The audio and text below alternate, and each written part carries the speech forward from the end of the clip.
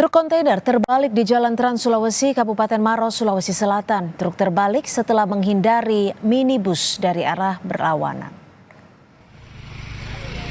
Kecelakaan tunggal ini terjadi di Jalan Poros, Maros, Bone, Sulawesi Selatan. Truk kontainer pengangkut besi tua terbalik di Jalan Menikung karena tidak bisa menghindari kendaraan dari arah berlawanan. Akibat kecelakaan sempat terjadi kemacetan panjang hingga 3 km. Untuk mengurai kemacetan, polisi menerapkan buka tutup jalan bergantian dari 2 arah. Tidak ada korban jiwa dalam kecelakaan.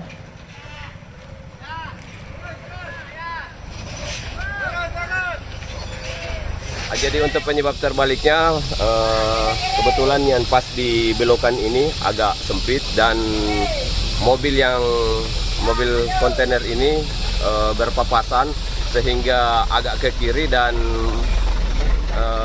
menghindar mobil yang kanannya sehingga terperosok ke sebelah kiri sampai terbalik.